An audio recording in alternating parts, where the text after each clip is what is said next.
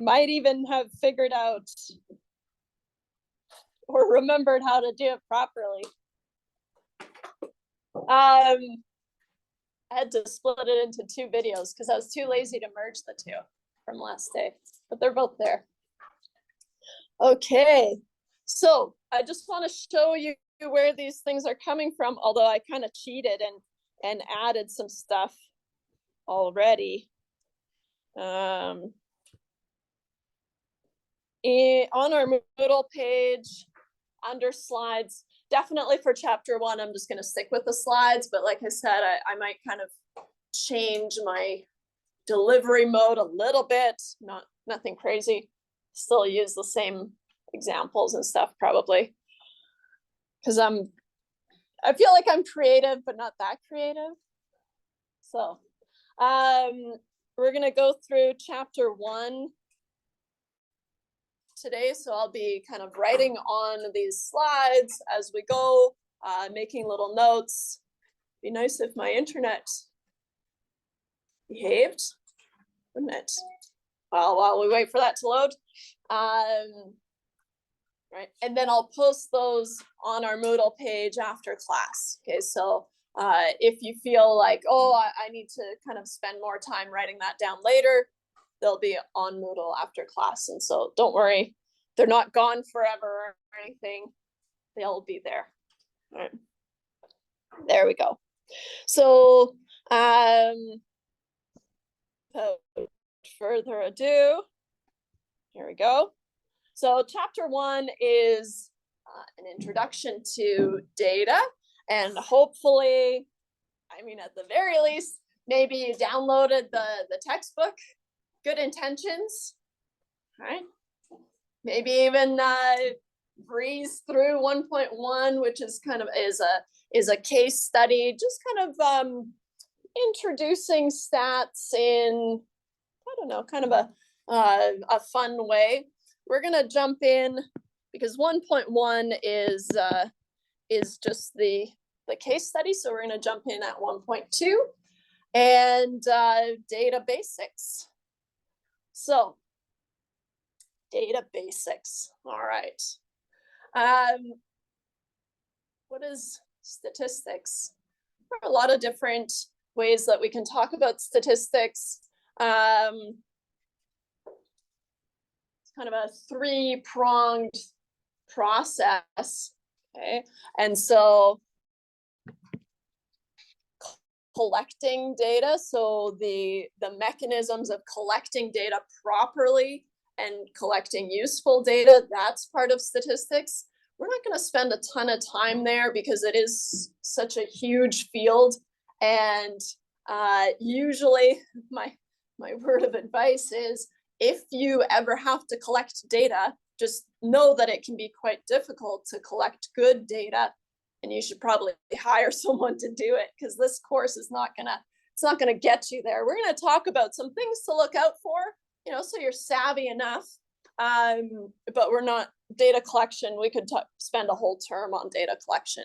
Okay, so we're gonna focus, of course, on the analysis. Oh, cryptic. Okay, and so of course this entire course we're going to kind of introduce how do we analyze this data that we have collected, right? We haven't, but has been collected. And then arguably most importantly, being able to draw conclusions from those analyses. And so this is where like I was saying last day, we've got this dance between kind of math and English, where it's so important that we're able to communicate our findings, right? And so kind of it's like the artsiest of maths is statistics. Got a little flair. Okay, so chapter 1, we're just going to spend today in chapter 1, and then we're going to kind of duck out and move into chapter 2. Chapter 1 is introducing terminology, right? All these things that we need to have a good handle on. So from your perspective, it is a lot. right? Because I expect you to learn these terms and be comfortable with these terms, right? Because then we'll use them later on, right? And so let's start with an example. Try to keep it on one page here. It's just slightly too big, but so as an example, pretty reasonable. A survey was conducted on students in an introductory stats course, and some of the questions and the variables collected. That's our first one. Hopefully data is okay. You know, data, or kind of intuitively data. But variables is one of the things that we're going to talk about, and I've got it on the next slide. So keep it secret, keep it safe for just a little bit longer. Okay. Collected things like gender. What's your gender? Intro, extra. So usually we have these kind of shortened variable names. Okay, fine, you got me. A variable is a thing we want to analyze. Okay, that doesn't really make sense, does it? But makes sense to me. But a variable is going to be, if you imagine a spreadsheet, okay, which I think we can all kind of go there in our minds, right? Then we collect information on different things, such as the answers to these questions, right? And so each of these columns in your spreadsheet is a variable. Yeah? So asking questions like, are you an introvert or an extrovert? So these guys are, I don't like that last one. Maybe that's why I cut it. Okay, let's see if I can pull this off. These are all variables. Now you can see why I try to give you typed things. My writing's not very good. I do have a hand thing going on, but my writing was terrible before that, so I could say, oh, it's because my hand. No, it's not. It's just always terrible. Oh well. That says variables. So each of those are variables. Now, answers to questions like, are you an introvert or an extrovert? It's actually studies that say they don't exist, but anyways, it's outdated. But anyways, it doesn't matter. Stick to the script here. Right. I could ask you, do you consider yourself an introvert or an extrovert? Or maybe a little bit of both. Let's throw that in there, right? Then those answers that I get vary from person to person, hence the term variable, right? And so it changes from one person to the next, right? But also, if I were to analyze them, right, what would my analysis look like? I could say, out of a class of, I don't know, I don't actually remember how many are in here, 40 students, let's say. I found that 20 of them said that they were extroverts, 15 said they were introverts, and 5 of them said that they were both, consider themselves both. Cool. Okay. And so that would be my analysis, right? And the analysis depends on what type of variable I have, right? I can't talk about the average number of people who are introverts because it's just a number, right? Whereas I can talk about the average hours of sleep you get per night, right? How many hours do you sleep at night? I guess it says on average. But then I could ask you, on average, how many hours of sleep do you get, right? And everyone would have their own answer. 9 hours. Wow, so good. Not me. Well, I try. I think we're supposed to get 9. Changed it.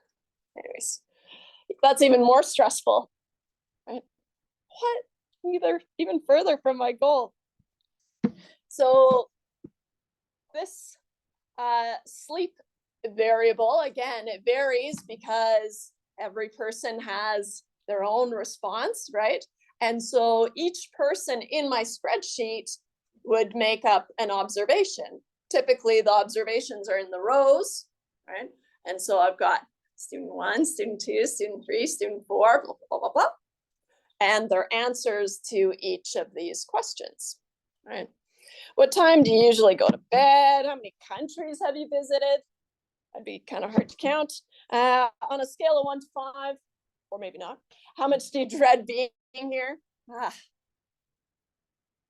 0. Well, what was the scale? Is 1 high or 5 high? I don't know. Things we'd have to determine, but it's just an example. So usually how we store this information is, we call it a data matrix, the matrix, but usually a spreadsheet is typically how we store it, right? It's called a data matrix, but you can just call it a spreadsheet if you'd like, because that's the only data matrix that we're going to see. What's a matrix? Math. A matrix is just any kind of list of information more than a 1 column long, right? So anything that looks like this is a matrix. Okay. Okay. Typos. Sometimes I catch them and sometimes I don't. I also have typos, but I stole these from the author, so I'm off the hook. So now I can just be super judgy when I catch typos. We said, okay, these student numbers, right? They're just kind of IDs, right? A way that I can keep track of, okay, this information came from this observation. And so here, what I'm gonna do is I'll just do kind of, these are the observations. Okay. And then I'm gonna say, so all of these are variables. There. Link them and make them plural, right? That's how we would store information. It's got the observation here, right? Each of these are observations, but we call the kind of the ID column the observations typically. Okay, so in statistics, wait, am I on something? We analyze variables, right? That's our job. That will be our job. Okay. And so we analyze variables. Okay. The analysis that we choose, right? And a huge part of this course is going to be learning, okay, for this type of variable, this is the appropriate analysis that I should be doing, right? Or rather, these are some reasonable options, right? And I'll kind of talk about what those options are. But we analyze variables. Don't look. Okay, good. It is the next one. Good. Just didn't want to get too ahead of myself. Okay, I'll leave it there then. One thing that I do want to point out here is it's going to be assumed that you know what little n is. Now, n, a lowercase n indicates the sample size. And so that's kind of going to come your way almost immediately. And so here, n, I'll do it in pink, it's important. N equals 86, which means we have a sample size of 86. So note n is the sample size. That's going to be important. Kind of building on that, typically capital N is the population size, but we rarely know that. And so I just kind of ignore it. But lowercase n is going to be really important. Our first introduction to words are important, right? There is a distinct difference between a lowercase n and a capital N. So don't be sloppy about that. Okay. And that's going to be me the whole course. This is important. Keep track of these. Okay. So the variables, notice how the observation number, we never want to analyze the observation numbers. They're just indicators, right? They're just kind of placeholders. And so we never analyze those. And so the student number or the observation number is not considered a variable. Yeah. And so note, so many notes. I usually don't do that, but no. The observation column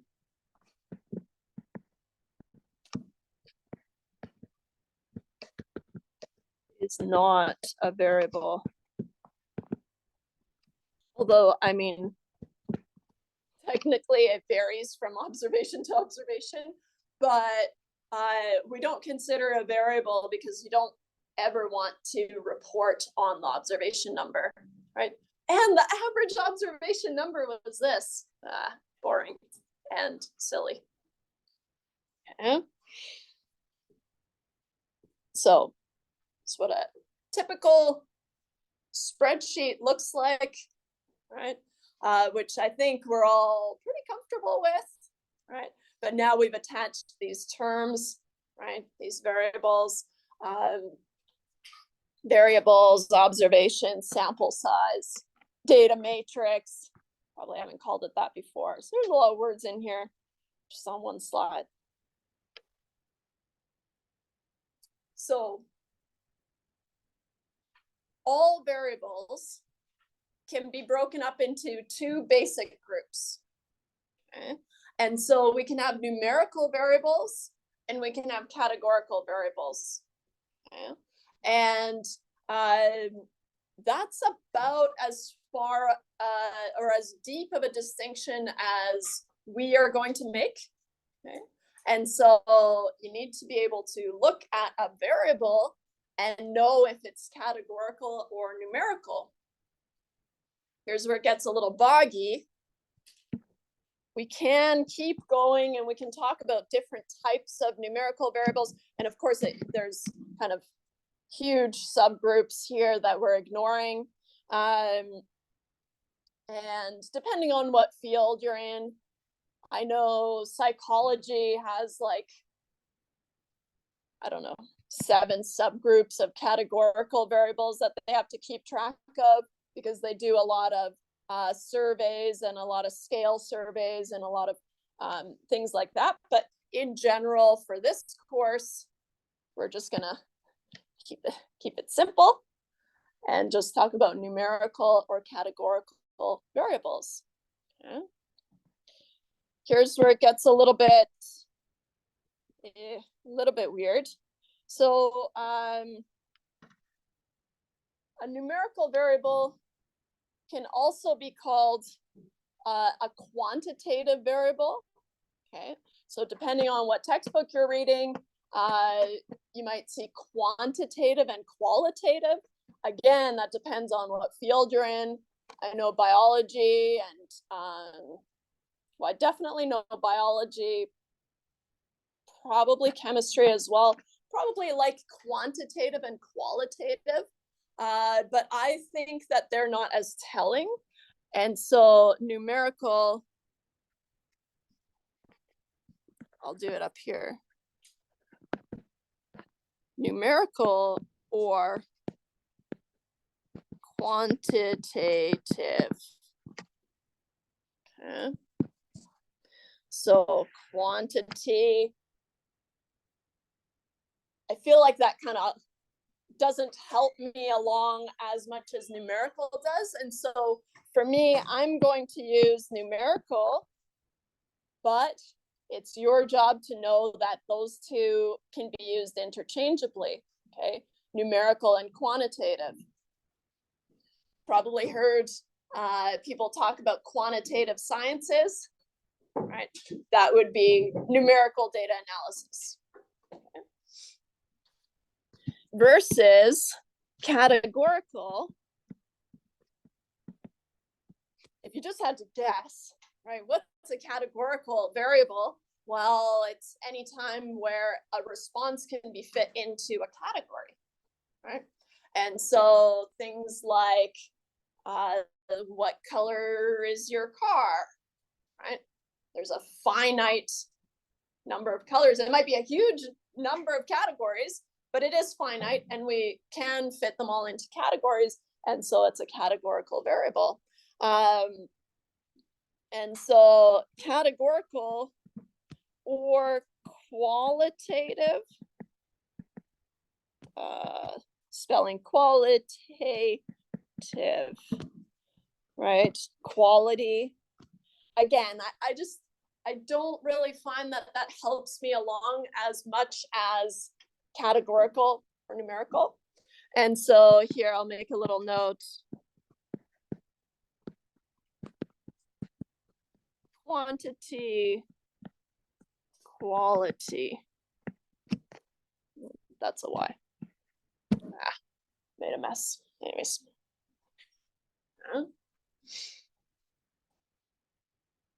So now, that's a load off. Now it's on you to keep track of these kind of similar things, right? You can use them interchangeably.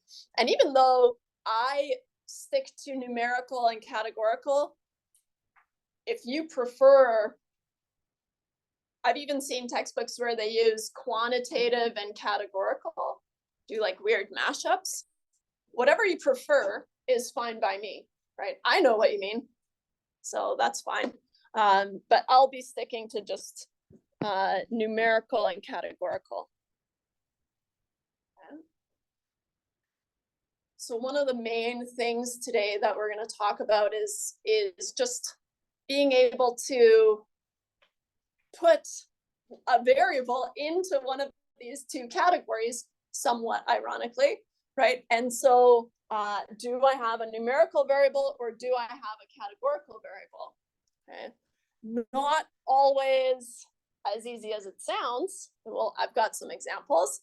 But as a general rule of thumb, a numerical variable is a variable where you would want to talk about the average. Okay, so if you feel like it makes sense to write a report talking about the average of this thing, right? Average number of sleep on average gets confusing, right? Right, then it's a numerical variable for sure. Okay, and so here, ask,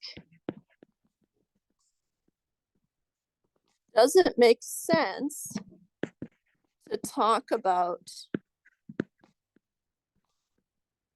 the average? What's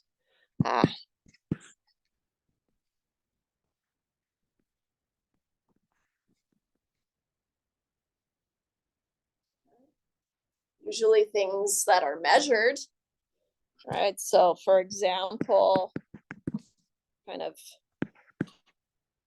speed, distance, really any measurement, age. Age is kind of a tricky one though. Why?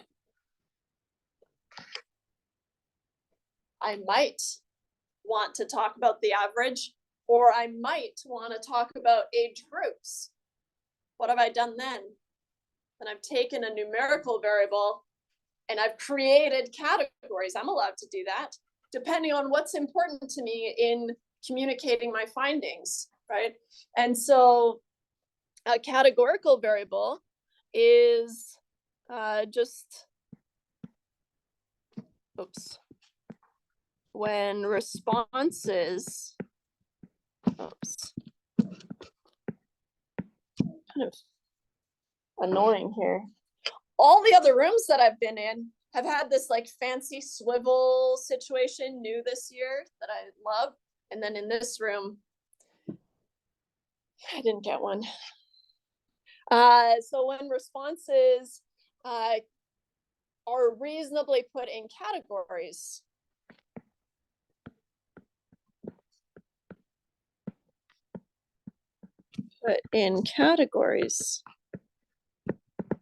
it's not very helpful, but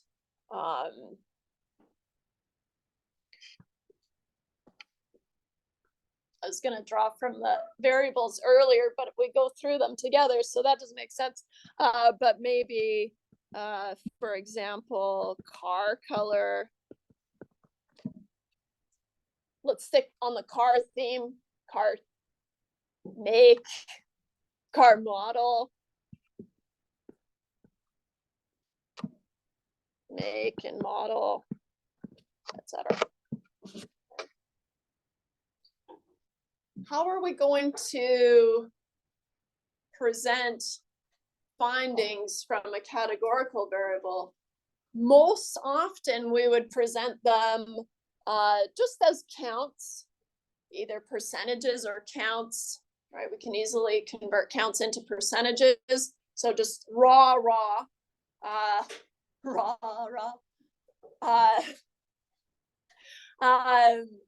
just counts for each category, right? And so here we report on counts in each category.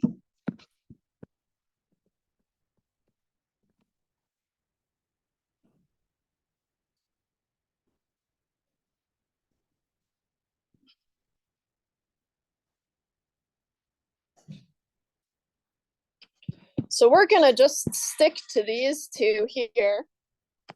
We'll just call it there. I don't expect you to keep track of these other variable types or subgroups, but I do need you to be aware that they exist, right?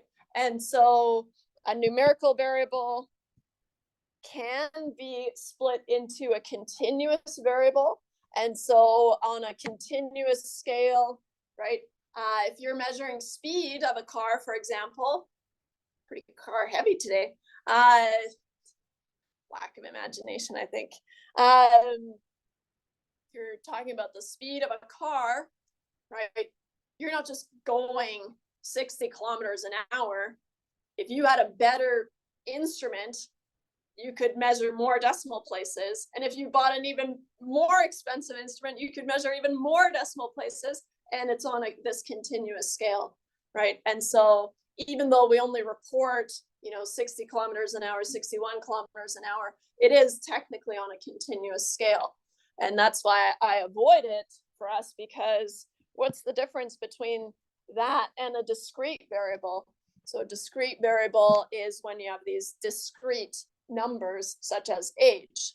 Gets kind of boggy, right? Because I am not, well, if I could remember how old I am, 38. I'm not just 38, I think. I'm 38 and, I could measure it deeper and deeper and deeper down to probably the second, right? And so, but we don't do that So I would call age a discrete variable. So it kind of gets tricky, so we avoid it, or I avoid it. And I don't expect you to know it either. Same thing for categorical variables. It says regular categorical variables, but I would call them nominal, meaning there's no order. Okay? Ordinal variables have natural ordering. Okay? And so ordinal have natural order. The only reason I mention that is because if you're reporting on results, then if there is natural ordering, you should try to preserve that, right? And so you don't want to kind of mix up your counts of first year, second year, third year, fourth year. That has natural ordering, right? If I'm collecting information on students, right, then it makes sense to report them as first year, second year, third year, fourth year, and the counts that go with those, right? And so you preserve that natural ordering. But there's a lot of categorical variables where there's no natural order, right? You could impose order on things like car colors, right? But there's no obvious natural ordering, right? And so here I'll just write, for example, year of school. But it doesn't matter.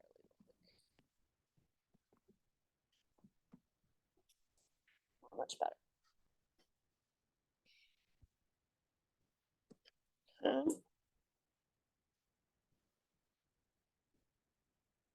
So once we get into chapter 4, we're going to start analyzing variables.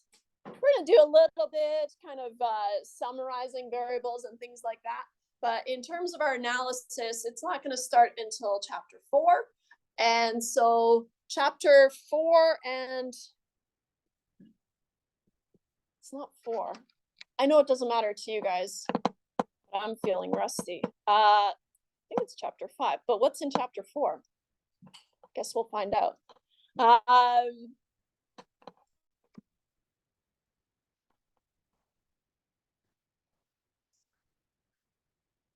Random variables. Thank you. Boring. 5. So here, what color haven't I used? Purple.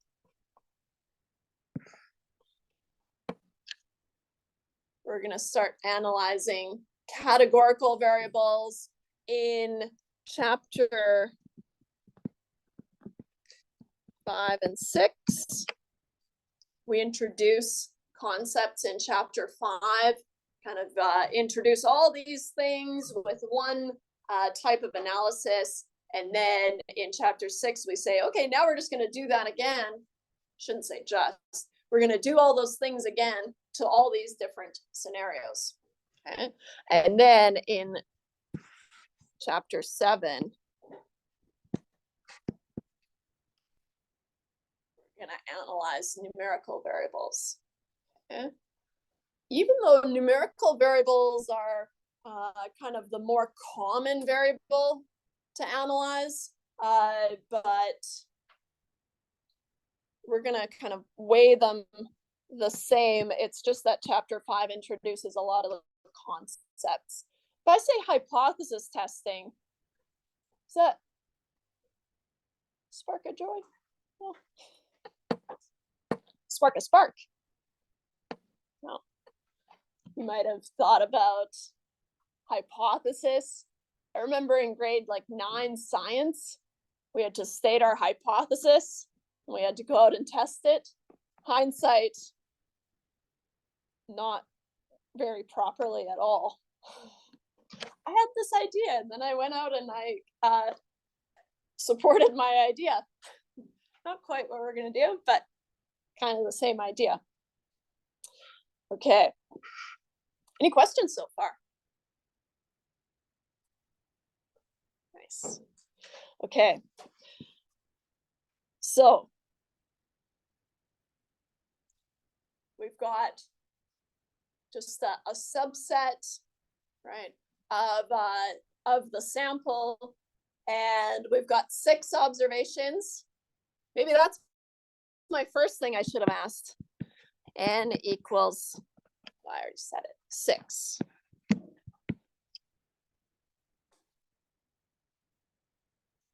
Even from just the description of these variables, you should be able to classify a lot of these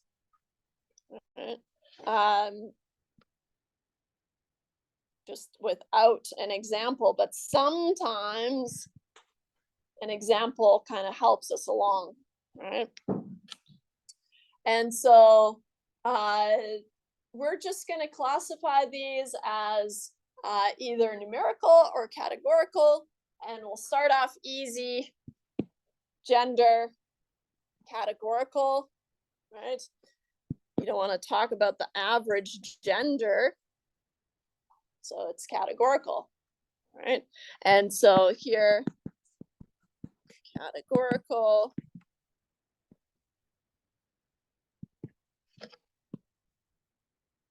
Sleep,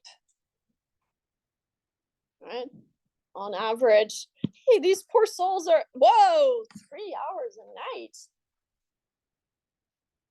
They need to sleep more. Right? Looking at these numbers, I think it would be totally reasonable to talk about the average. And so I feel comfortable calling it a numerical variable, right? And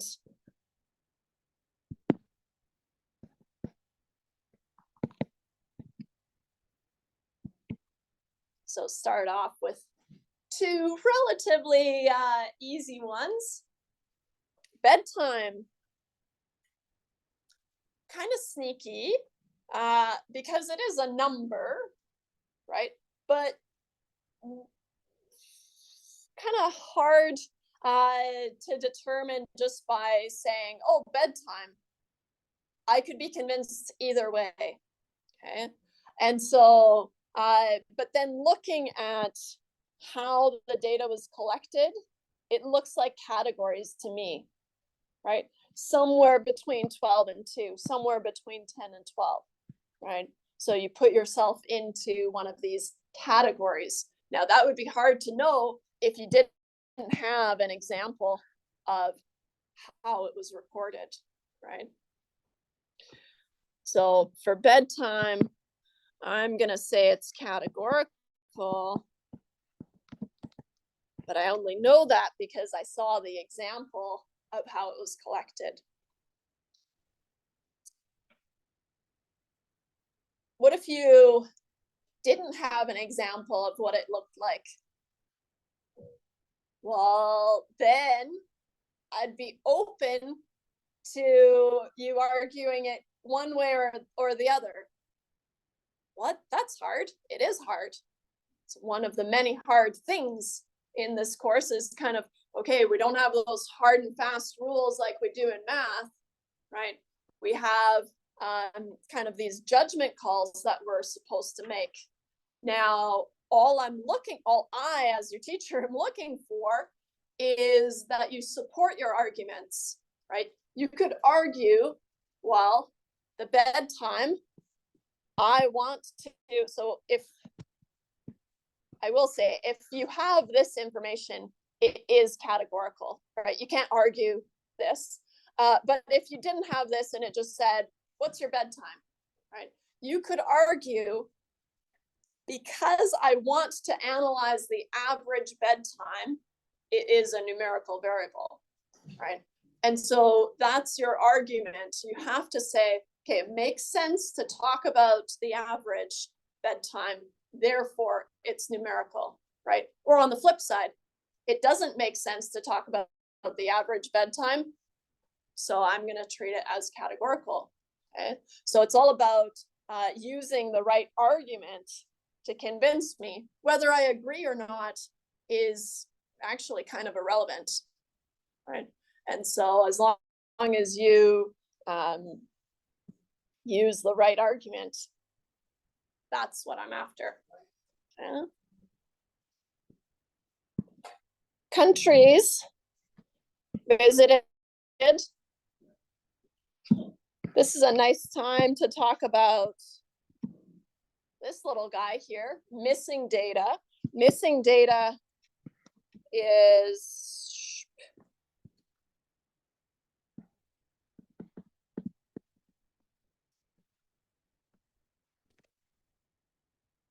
another realm that we won't get to spend very much time in.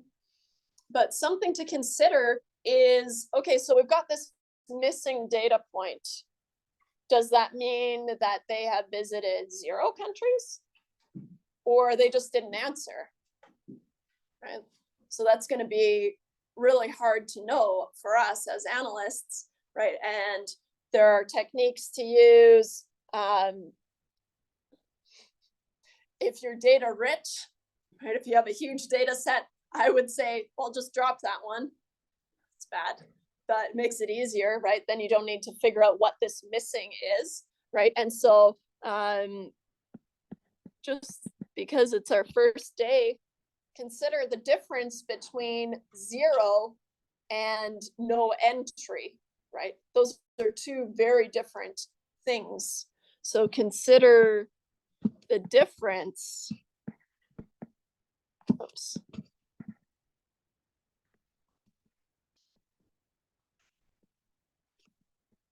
Between 0 and no entry, especially in your analysis.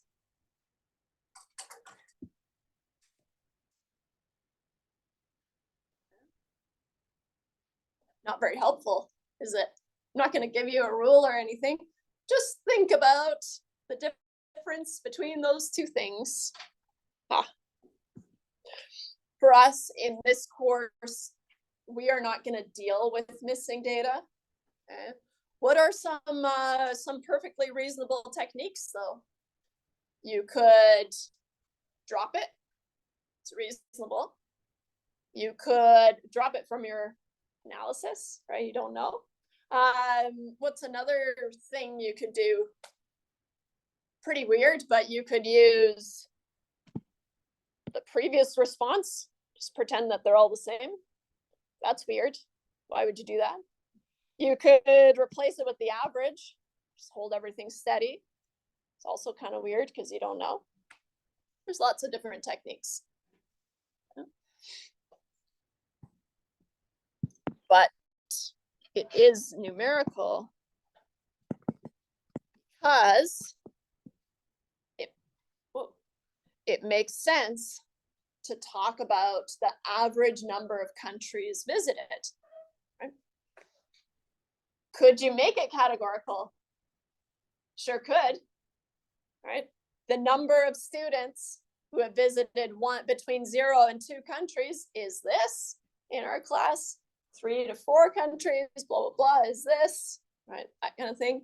So you could always make a numerical variable categorical, but unless you save that variable, you can't take it back, right? You can't turn a categorical variable into a numerical variable.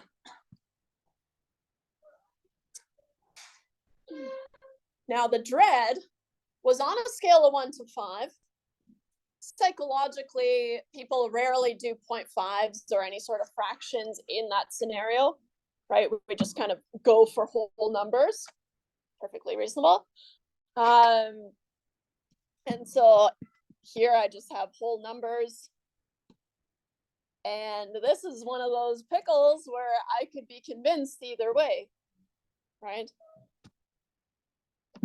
I might want to know about the average level of dread being in this course, or I might want to talk about, okay, let's see here, 2 people listed a 2, 2 people listed a 3, and what a surprise, 2 people listed a 4. Right? It's not very exciting, but that is one analysis. So here, either just have to convince me, right? If you want to talk about the average, then you will say, I'm treating it as a numerical variable. All right.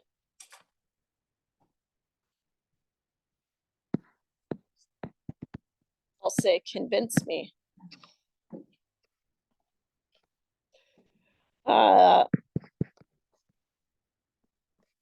If you want to report the average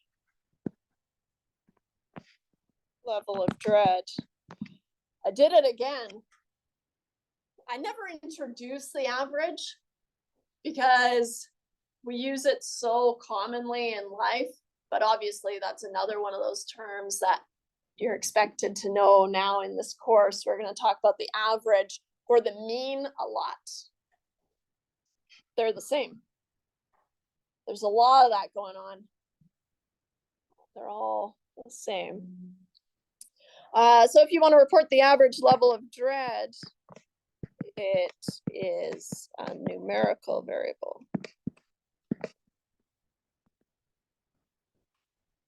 And of course, flip side, if you wanted to treat it as a categorical variable.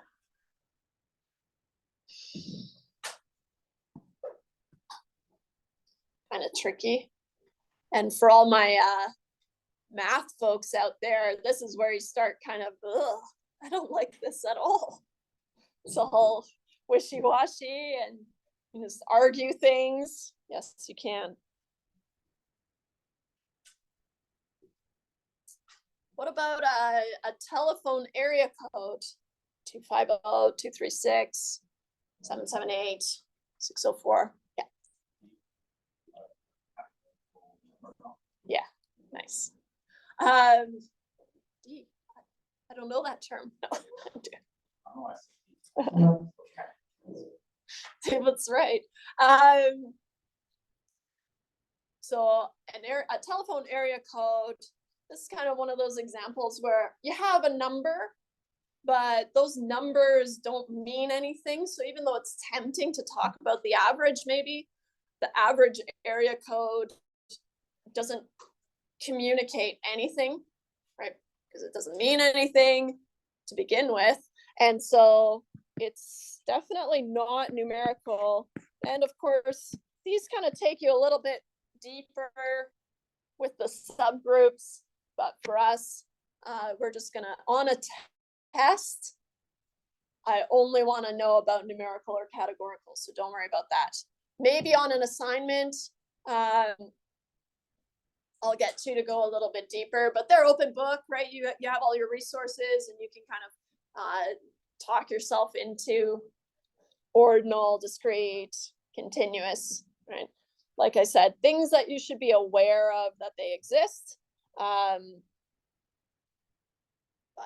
I won't be testing them. Okay, so down to one of these. I'd be happy with either, obviously, because as long as you say it's categorical, that's fine. You could take it one step further and say that numbers have natural ordering.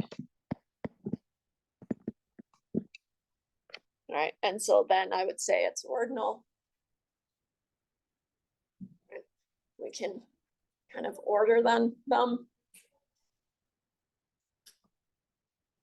So the only sneaky part is that it's a number, but it's categorical, not numerical. Okay.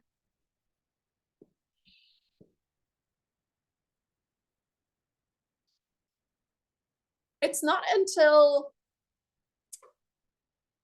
chapter 8 that we're going to get back into what's called regression.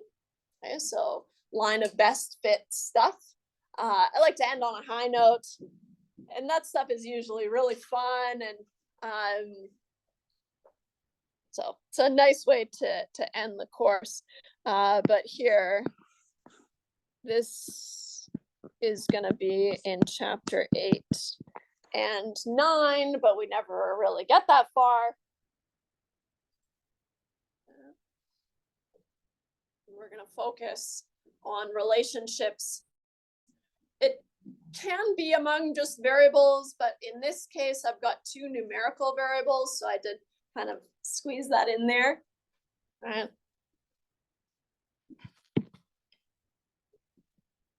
You're probably not a stranger to a scatter plot like this. So this is a scatter plot. I guess that's a term I could put on here. Scatter plot. With some other terms that we're looking at here.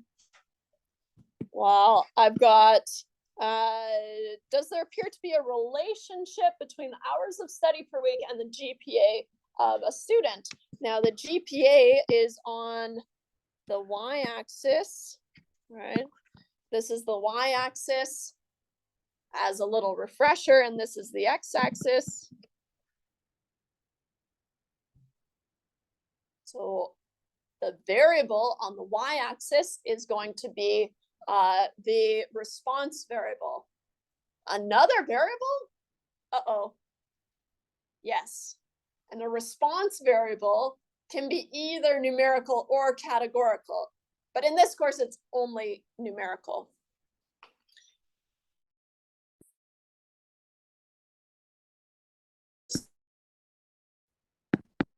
Going to be the variable, the thing that we want to predict. So it's kind of the one that we're most interested in. Okay. So the response variable is usually the variable we want.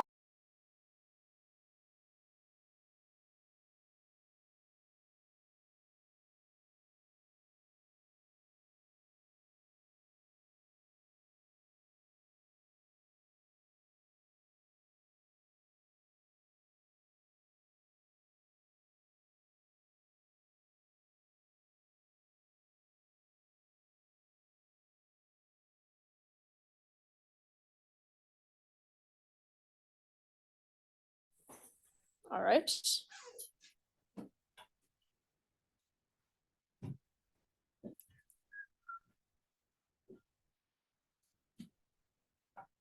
Oh, it is recording. Weird. Wonder how it recorded that. Anyways. Back in action. So the variable of interest. Okay. Don't worry. We could also call it the dependent variable if we were in another field. Data science uses the dependent variable a lot. Also called the dependent variable. But for me, I'm going to stick to just response.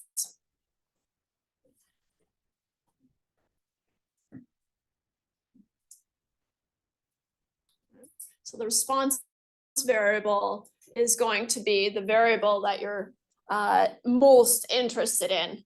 Of course, you're not just going to go out and collect information on people's GPAs and then just kind of analyze that. There's not very much that you could do. You will probably collect information on other things to help explain changes in your response variable, right? And so for that reason, we call it an explanatory variable. And so here, this is an explanatory variable.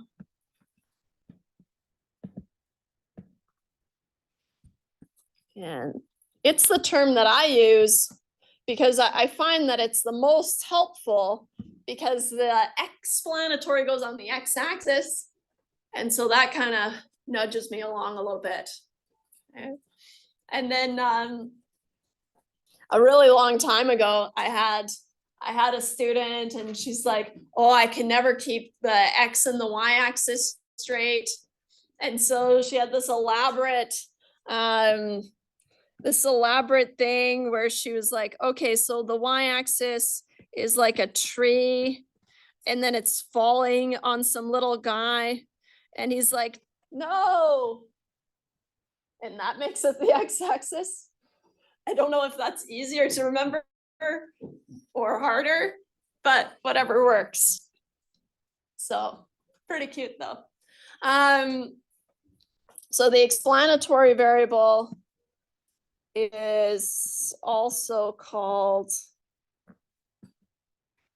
I should say, an independent variable.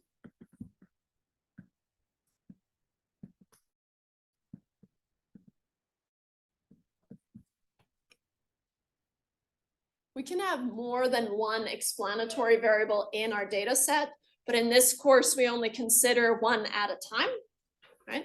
But of course, we usually have a data matrix like we saw, and so then we could pick from different explanatory variables. Okay. And so the explanatory variables is the variables used, oh, sorry, I shouldn't say used, collected to help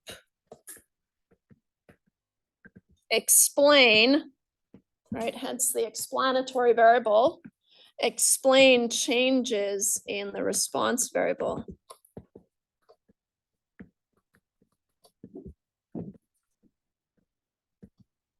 Okay.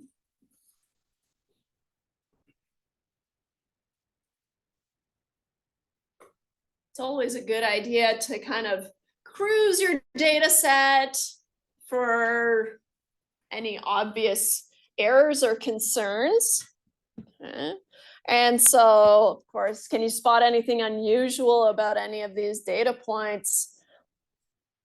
Well, these guys need to study less, I think. But their GPA is really high, so I guess maybe it's paying off. My concern would be this little guy here. Somehow they have a GPA higher than 4, which is, as far as I know, impossible, right? And so 4 is the highest GPA. Anything above that seems to be kind of a data entry error. Yeah. Some places use a scale that goes above 4.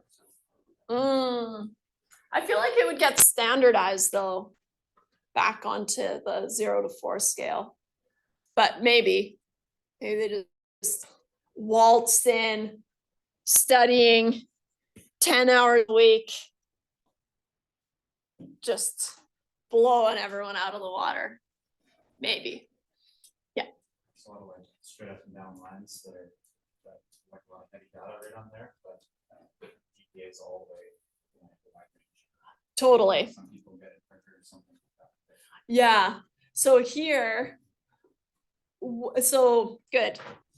So this kind of range here, right, tells me that, okay, maybe knowing how many hours they study per week doesn't actually help me predict the GPA that well, right? Because I can tell you, hey, I studied, let's bump myself up a little bit, 15 hours a week, right? Does that give you a clear idea or any indication of what my GPA might be, right? Just if you had to guess? Not really, because you've got this huge band of GPAs and making it really difficult to predict the GPAs, making hours of study per week not a very strong explanatory variable, right? It's not helping us explain changes. What we would be hoping to see, and what we'll see in chapter 8, is kind of these tighter relationships, right? We want to talk about the relationships between these two variables. So something to look forward to, right? but we're not gonna get there quite yet.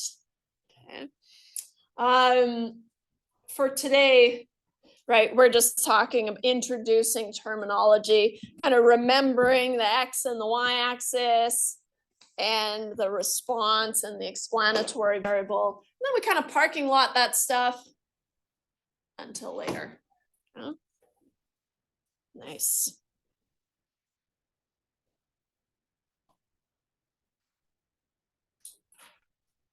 Instead of doing this, the way it's written, I instead want to tell you why each of those are wrong. Okay. And then, or why some of them are wrong.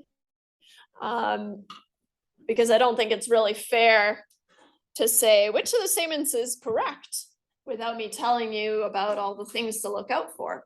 Okay. But usually when we're looking at a scatter plot, hey, it looks like I left this in here. We're gonna have this kind of obvious relationship. Now in this course, we only talk about linear relationships, right? And so a linear relationship, this looks like a straight line. I can't kind of squint and see anything else. So cool, we can fit a straight line to it, and that'll be my line of best fit. Okay. And so that's what we're going to look at. Notice how I'm kind of ignoring some things. That's okay. Just kind of squint at it. So here we've got the skull length and the head length of possums. There's a cute picture in the textbook. I think I have a question on it, so it's in there somewhere. You'll see it. In this case, because skull width is on the y-axis, it will be considered the response variable, the thing I want to predict, right? Generally, right? Or the thing I'm interested in. I could just as well have been interested in the head length, right? Predicting the head length from the skull width. As we can see, there is a relationship there, right? Makes sense. If you have a wide skull, you probably also have just a generally large skull, well, possums at least, right? And so then their length is going to increase as the skull width increases. So the reason the first one is wrong is because it says there's no relationship. Well, we can see that there is a relationship here, right? We see a linear pattern. So there is a relationship, right? So saying that there's no relationship would be wrong. No relationship would just look like random scatter. Would look like random scatter.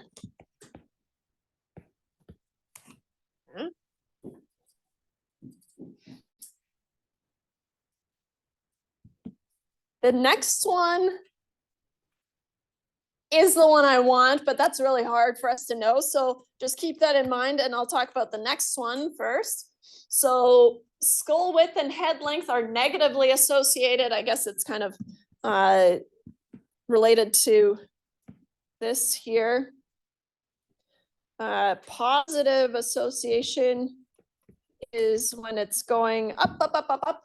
They're increasing together. X and Y are increasing together. And negatively associated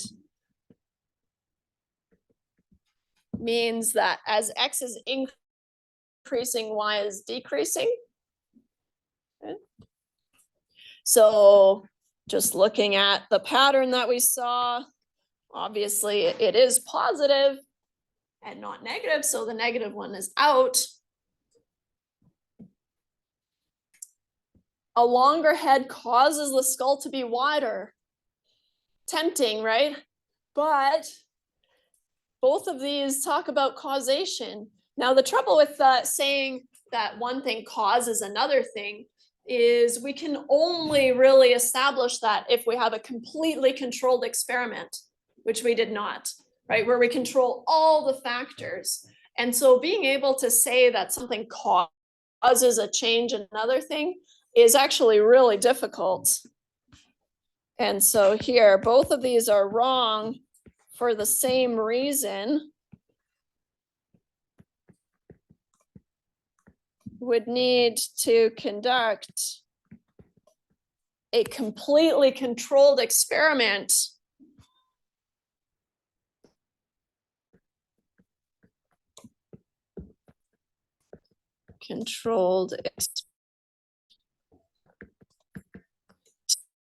causation.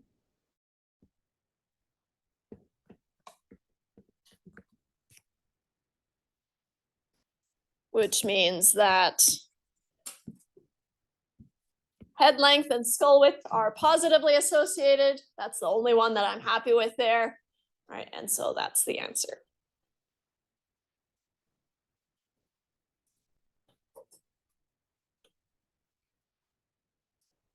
More terminology. So we can say, instead of causation, we can say that two things are, or two variables are associated, or maybe there's a relationship there. So we have things that we can say. We can also say that they're dependent on each other, right? One depends on the other, or it looks like it. Right. Whereas if there's no association, then we call them independent of each other. That gets tricky because there's also the independent and dependent variables. And so I kind of gloss through this because otherwise it gets kind of mucky. But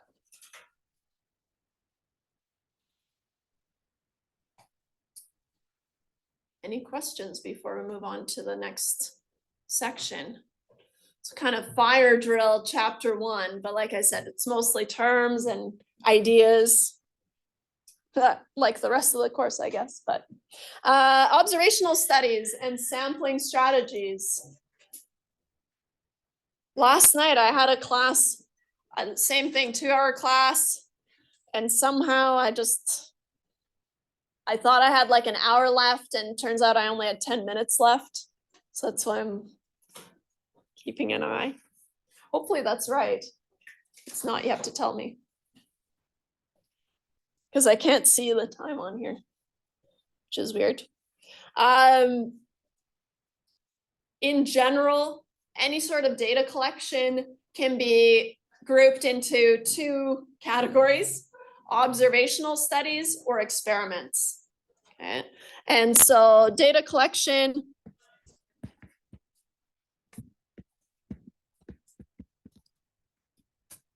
or maybe I should put that kind of more in the middle. Data collection is either observational, right? We just observe information. Not necessarily passive, right? But we might go out and measure how tall people are, that kind of thing, right? So we observe it. We don't manipulate it at all, right? We just observe information. So that those would be observational studies. And then on the flip side would be experiments. Right. So experiments.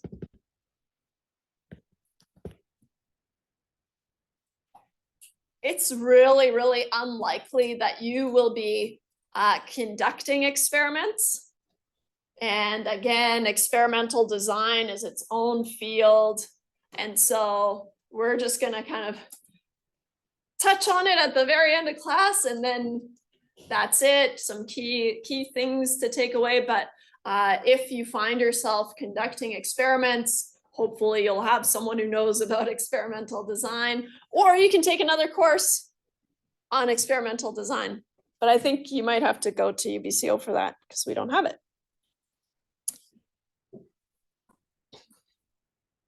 Even though I did do my master's in experimental design. But ask me if I remember any of it now. I don't. It's a long time ago. So for us, most of our data that we look at, right? All of our data I've made up or kind of generated randomly one way or another. And so it's all fake data, of course, mostly. But it'll be observational studies that we're looking at. Okay? And so we're not going to talk about experiments too much. You know what? This is a note to myself. In case I use these next year, I don't want that slide there. I'm just going to skip to this same slide with more information on it. But otherwise, I'll keep forgetting. So when we're collecting information, right, we are going to just collect a sample from a population, right? And so, and at least in the very beginning, when you're kind of starting your stats career, that feels kind of hokey. Oh, well, we're just looking at a subset of the population, right? But I'm here to convince you that if you sample properly, then a sample is enough information to learn about the entire population. Obviously, we still want to learn about the entire population. Okay. But at the data collection level, the first thing we need to do is, okay, we have some research question. For example, can people become better, more efficient runners on their own merely by running? I've got a couple of questions, right? But that doesn't matter. But how do you measure better, more efficient? I'm not sure. Not my problem, I guess. But if we talk about, okay, if I want to answer this question just broadly, right? I want to publish a research paper where I can say, okay, people can become better, more efficient runners on their own merely by running, period, right? First, I need to talk about, okay, what's my population that I'm interested in, right? Often, you know, we're kind of concerned with a subgroup, right? In this case, it just can people. So that would be all people, right, is the population that I'm interested in. Okay. But then often what happens is we go out and we collect our sample. And our sample happens to be taken from a group of adult women who recently joined our running group. That's easy, but also not very representative, right? Not very representative of all people, which is what we're trying to draw our conclusions about, right? And so that's why kind of data collection is so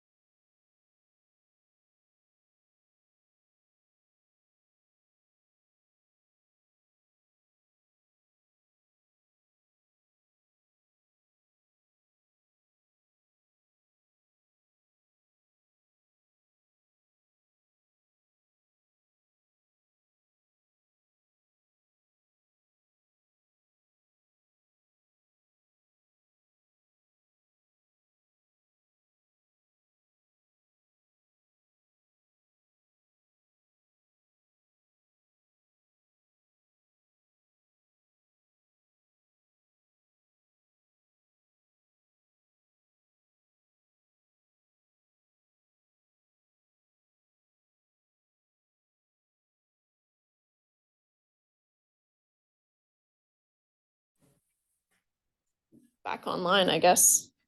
Share my screen.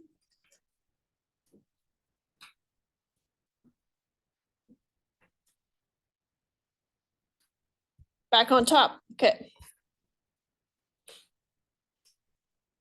But if our sample is from a group of adult women who recently joined a running group, then of course my conclusions can only be about, whoops, kind of its broadest, adult women, assuming that you sampled from all adult women and you just happen to sample from everyone who recently joined a running group. Maybe everyone is, I don't know. But this is kind of at its broadest. Right?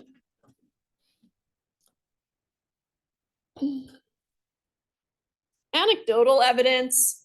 I'm just going to skip this one. You're welcome to read it. It's just kind of like warnings, blah, blah, blah. If we were to include everyone in the sample, that would be called a census, right? And we know about the census. Is it back on? They ditched it and then it's back on, and now I can't even keep track. And it's my field, so I should probably know this. But right, StatsCan puts out a census, and they ask you just questions, things that they want to know about the general population of Canadians. Right. So there are a couple of problems. The obvious being it's really difficult to capture every individual in the population at one time. Okay, it's difficult and expensive.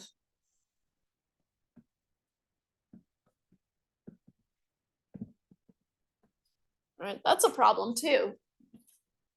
Need a lot of money.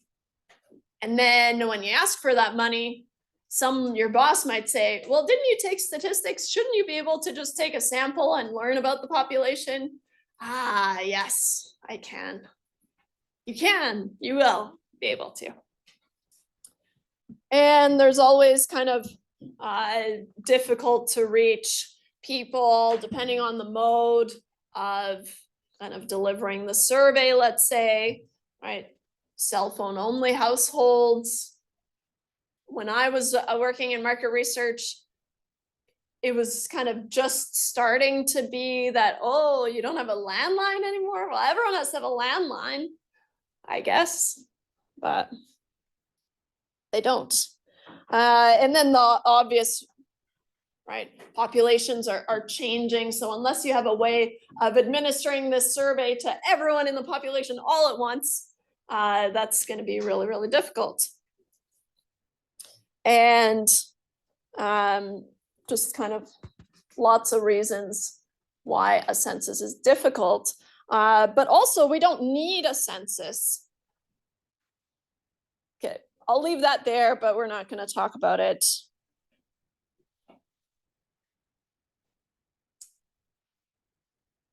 So if we collect a sample, right, we could liken it to,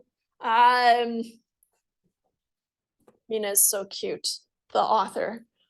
She's got all these little cute things. So you're cooking something, and let's say it's soup, just for simplicity, right? Your entire thing of soup, pot, some call it, right, vat, no, I don't know, a pot of soup is the population. Do you need to taste the entire pot to understand what it tastes like in general? No.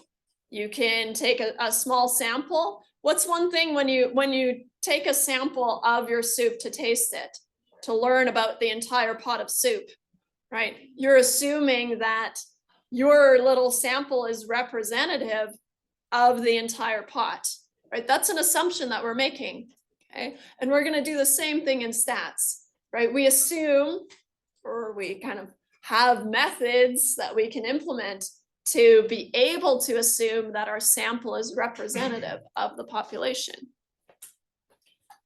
Okay. And so we assume, oops, the sample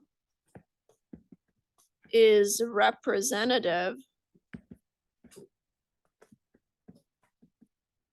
of the population.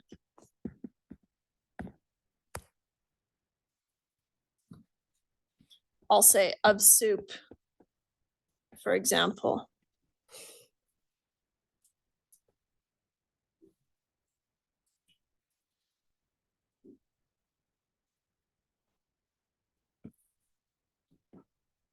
just to kind of guide you through some more terminology, right? When you taste a spoonful of soup and you decide, so you've taken information from this spoonful, right? Then you decide, oh, it needs more salt, right?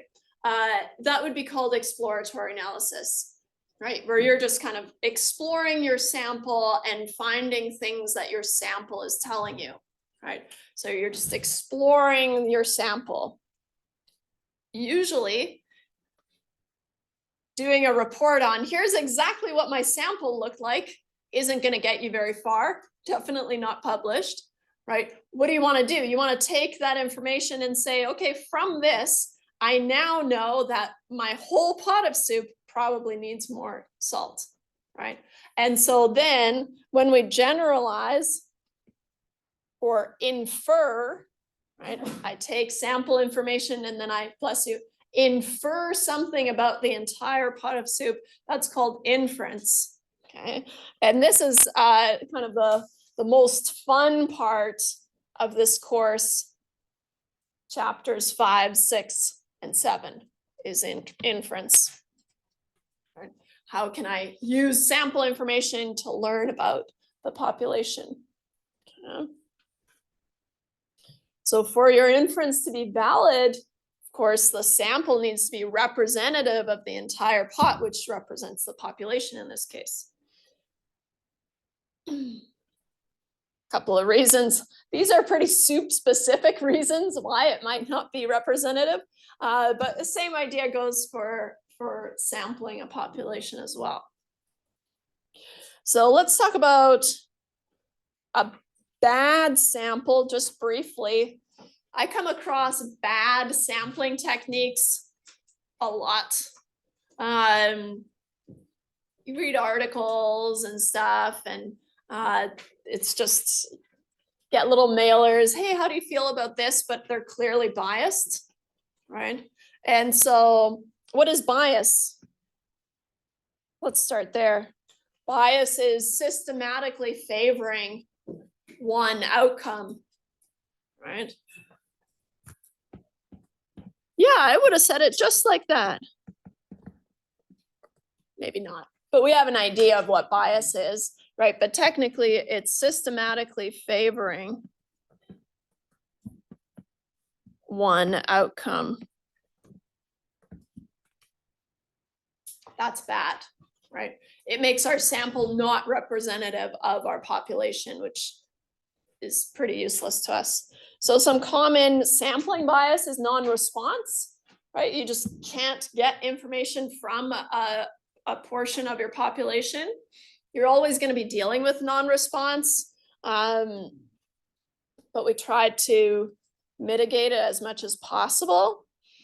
Voluntary response is kind of creeping up more and more, right? Where a poll pops up and you just volunteer to answer it or not, right? Close it or you answer it, right? All these quick votes, right? Where you voluntarily answer these, right? There, you weren't randomly selected, even though it probably says that you were. You've been randomly selected. No, you weren't. Everyone was randomly selected, I think. But that introduces bias, right, on its own, right? People who answer these polls are maybe different from people who just close them. A convenience sample kind of sounds like that running example where they just had adult women who just joined a running group. Feels like a convenience sample to me because it was convenient to collect information from those people, right? Also kind of relevant, they're, you know, starting their running journey, and so sometimes it's all that you have, a convenience sample, but then you'd have to write a caveat in your report saying, I selected people in this group and I understand that it's potentially biased, blah, blah, blah. We're just covering our behinds. all the time in stats. So kind of a quick example of biased sampling that yields misleading results. So in 1936, quite some time ago, Landon sought the Republican presidential nomination opposing the re-election of FDR. Now what happened, kind of notoriously, is the Literary Digest put out a poll, so it did its own survey of 10 million Americans, and they got responses from about 2.4 million. That's a huge sample size to get information from, right? So kind of off the get-go, I bet you they were feeling pretty good, right? Wow, huge sample size. We all know that's good, right? Big sample sizes, that's good. And so polls showed that Landon would be the overwhelming winner, and FDR would only get 43% of the votes. But then in reality, what actually happened was that FDR got 62% of the votes. And so that kind of discredited, obviously, the poll, but also disgraced the Literary Digest. So what was the problem? They had surveyed their own readers, was kind of the first problem. Okay, so immediately just a subset. Now let's remember that this was in 1936. So not a lot of people are probably subscribing to Literary Digest. 10 million, I guess. Well, maybe not 10 million, because it also included registered automobile owners in 1936. Again, kind of a subgroup of the entire population. And of course, again, in 1936, registered phone users. So yeah, they got to the people that they could ask, right? But those were not representative of the whole population, right? And so kind of missed the typical voter, right? By looking at these arguably rich voters. But just kind of interesting. So even if you have a large sample, if it's biased, it won't give you good information. It's going to give you some information, but it's bad. Okay. I'll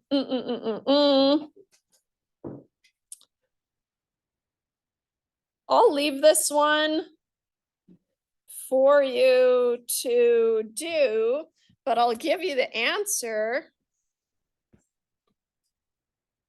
And you can kind of convince yourself, because I feel like I need to pick up pace.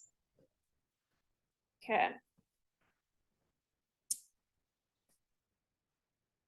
So observational studies, just like we said, you just kind of sit back and relax and observe information. You record it, right? You might have to measure it and things like that, right? But you're just kind of observing things that are happening.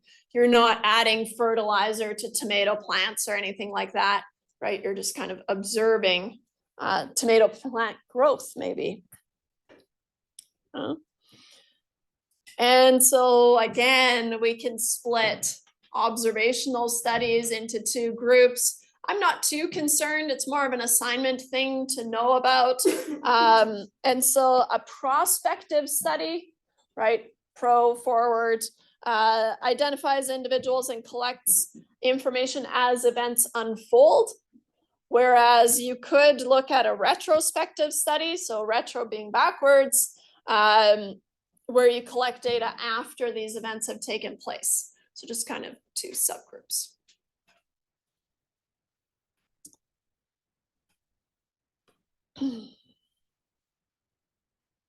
Good samples.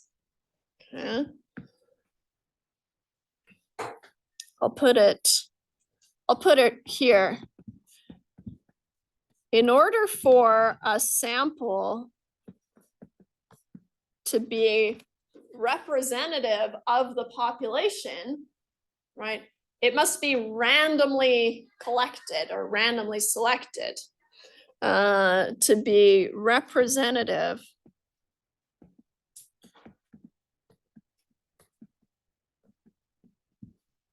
of the population. It must be randomly selected. That's kind of the core idea of data collection is if you can make sure that you have a random sample, then you can assume that your sample is representative of the population. And that's a good thing, right? Because that's our goal, being able to learn from our sample to talk about our entire population.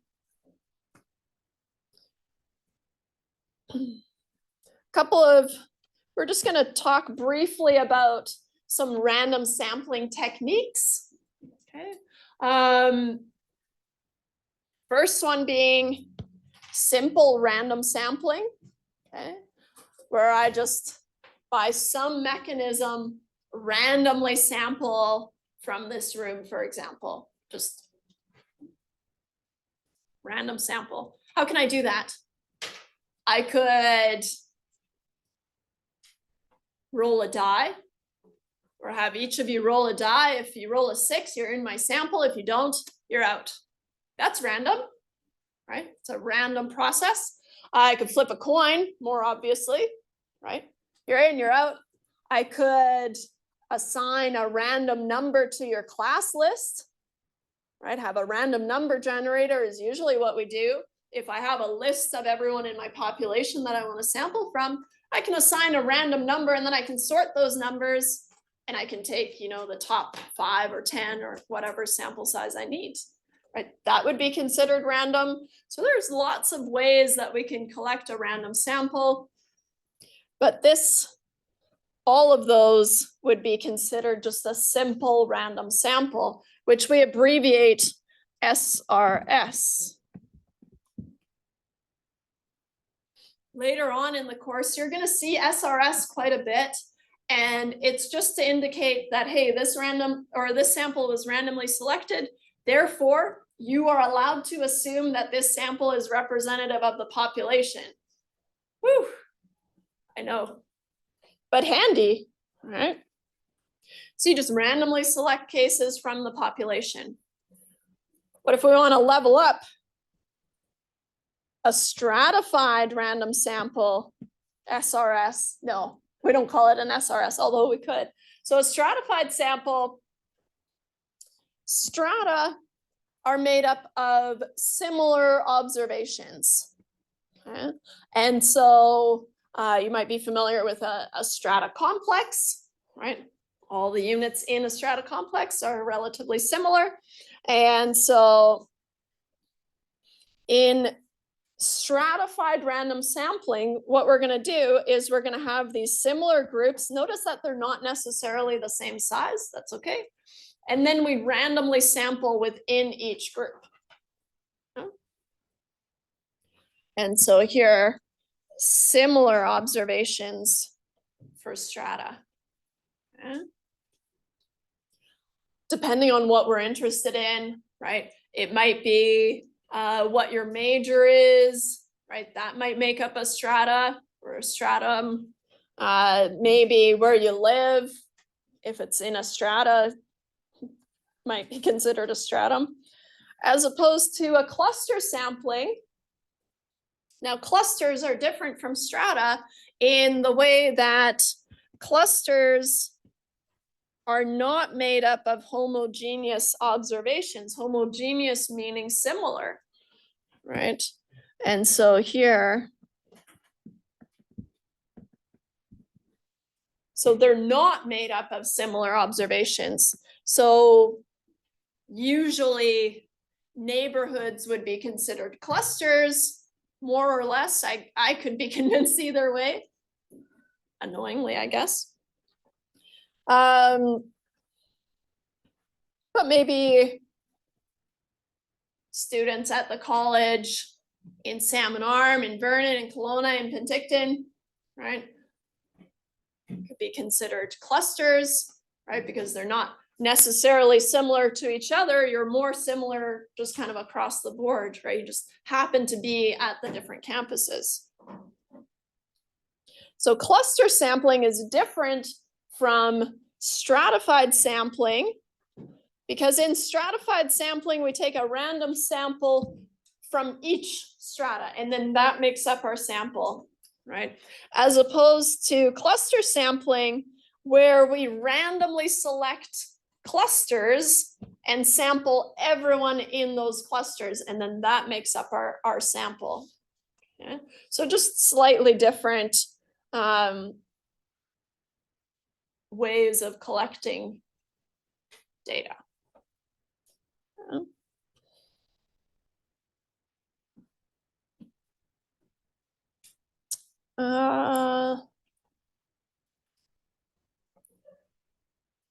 Well, I'll eliminate one because we haven't even talked about blocked sampling. Of course, there are lots of other techniques. We could do multi-stage sampling, where we do stratified sampling within stratified sampling, maybe even in a cluster sample. Yeah, gross. We could, we're not going to. All right. But a city council has requested a household survey to be conducted in a suburban area of their city. The area is broken into many distinct and unique neighborhoods, some including large homes, some with only apartments. Which approach would likely be the least effective? I don't like when she does that. Simple random sampling is always a good way to go. It's a little bit kind of basic, but it'll always work. In this case, cluster sampling, let's think about what cluster sampling would look like, right? Cluster sampling these unique neighborhoods would mean that you would sample everyone in those neighborhoods that you've randomly selected and not sampling anyone from the other neighborhoods. And so that's why this cluster sampling would be the worst, which is what it's asking. I never like that, but oh well. Stratified sampling, what would that look like in this case? Right, you've got all these unique neighborhoods making up strata, it sounds like, right? And so stratified sampling, you would take a random sample from each neighborhood to make up your sample, which in my opinion sounds like maybe the best in this case, because you know you have these unique neighborhoods and you want to ensure that you're representing all those neighborhoods in your sample. And so in this case, this might be the best in this case. I'll say always safe. Oops. Eee. That's a smiley face. Always safe.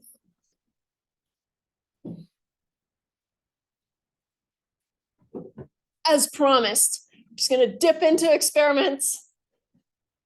We've already said the main thing about experiments. The main thing about experiments is that they're the only way that we can establish causation. Okay, so a completely controlled experiment is the only way to establish causation, right, between two variables.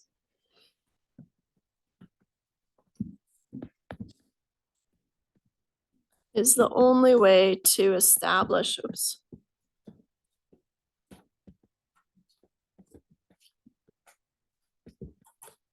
Causation between two variables.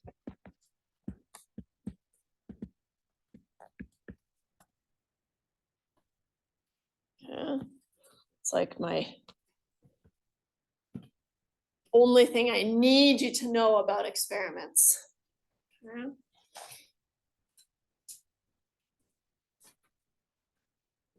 Well, let's talk about some principles of experimental designs. We're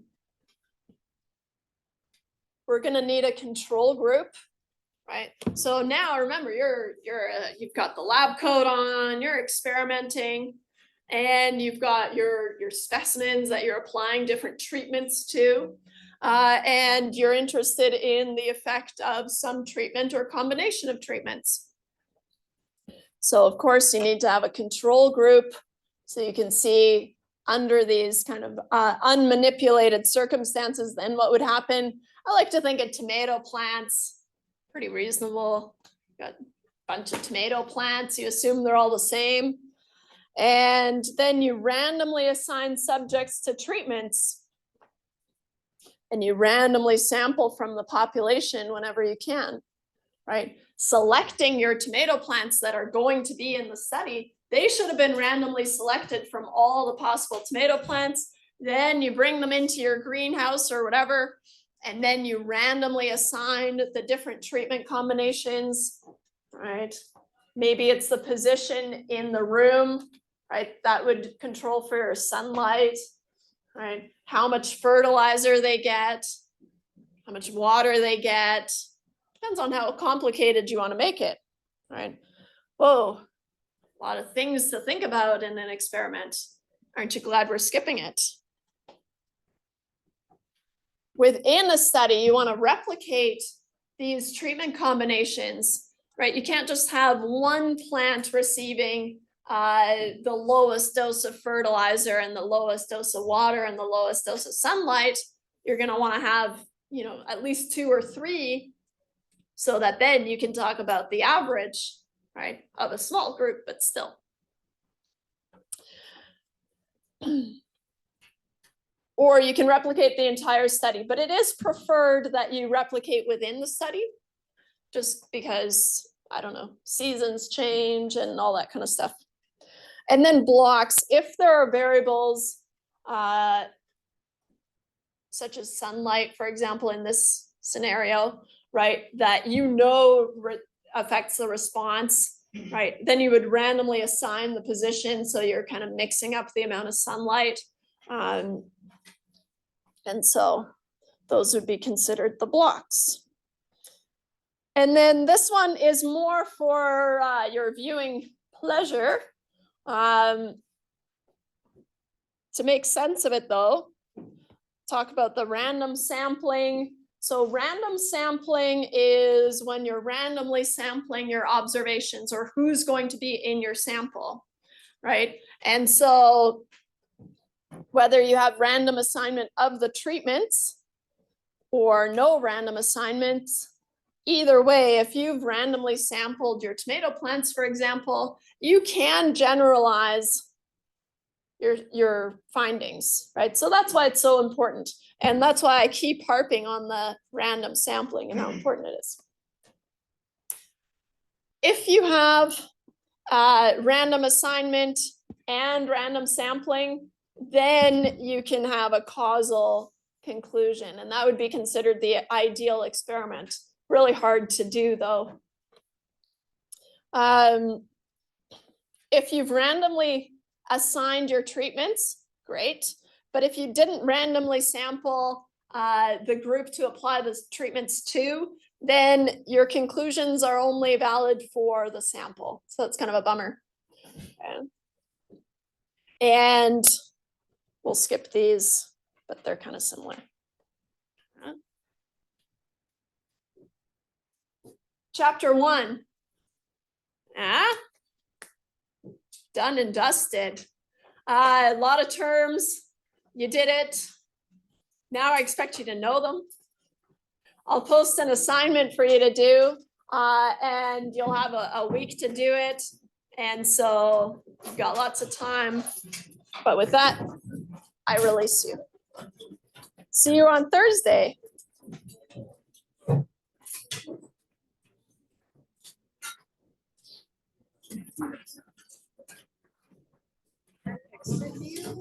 Oh, hey. Oh, okay. Sorry. Well, because I came up here and I was like, oh, I'm just going to run up there and see. Oh, no, of course. I usually do kind of a sweep, but if they were on the chair or something, I would. Yeah. I'm glad you found them. See ya.